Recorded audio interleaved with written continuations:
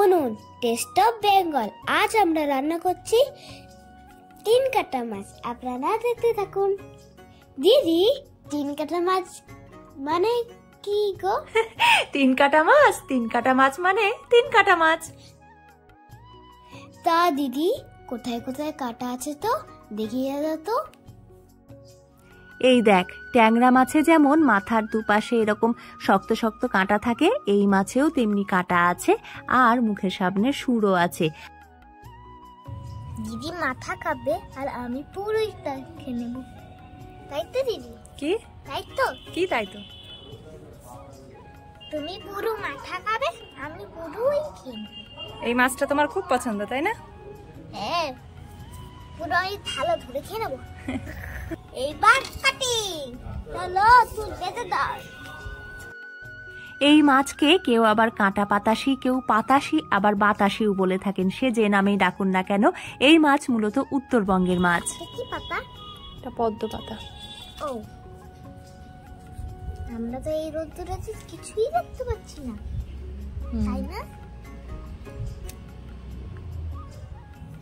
দক্ষিণবঙ্গে এই মাছ সাধারণত পাওয়া যায় না বলেই আমি যখনই মালদা যাই, বাজারে এই মাছ পেলেই আমি নিয়ে আসি বাড়ির সবার জন্য। এই মাছের মুড়ো কাঁটা পুরোটাই চিবিয়ে খাওয়া যায়, কারণ এই মাছের কাঁটা অন্য মাছের মতন ধারালো নয়। চিকিৎসকেরা বলে থাকেন ছোট মাছের মুড়ো এবং কাঁটা চিবিয়ে খেলে তা আমাদের হাড় এবং দৃষ্টিশক্তির জন্য খুবই ভালো। মাছ কাটা হয়ে গেলে খুব ভালো করে আমি মাছগুলো ধুয়ে নিচ্ছি। আজ আমি সর্ষে টমেটো দিয়ে রান্না করছি এই তিন কাটা মাছের ঝাল। তার জন্য আমি মাছ ধোয়ার পর তাতে নুন হলুদ মাখিয়ে নিচ্ছি। এইভাবে যে কোনো মাছ শীতকালে রান্না করে গরম ভাতের সাথে খেতে খুব ভালো লাগে। শুধু ছোট মাছ নয়, আপনারা চাইলে এইভাবে টমেটো ঝাল কিন্তু বড় মাছেরও রান্না করতে পারেন।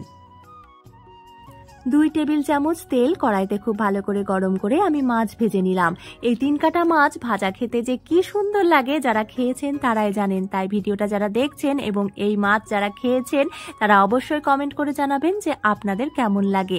এই রান্নায় সর্ষে ফোড়ন দিতে হয়, তাই সর্ষে ফোড়ন দিয়ে দিয়েছি। আর 3টে টমেটো পাতলা পাতলা করে কেটে আমি ভেজে নিচ্ছি। সাথে দিয়ে দিয়েছি 2 টেবিল চামচ সর্ষে বাটা। এবারে পরিমাণ মতো নুন হলুদ দিয়ে খুব ভালো করে মশলাটা কষিয়ে নিচ্ছি। দিয়ে দিয়েছি আমি চিড়ে রাখা কাঁচা লঙ্কা। আর আরো কিছুক্ষণ কষিয়ে নেওয়ার পর আমি ঝোলের জন্য দিয়ে দেব জল। আর তারপর ঝোল ফুটে উঠলে দিয়ে দেব ভেজে রাখা মাছ। পর্যাপ্ত পরিমাণে vitamin A, calcium, zinc, iron, phosphorus, protein, vitamin D মজুদ থাকে এই ছোট মাছে। আর শুধু তাই নয়, এই মাছে মজুদ থাকা আমিষ চোখের নতুন কোষ তৈরিতেও কিন্তু সাহায্য করে থাকে।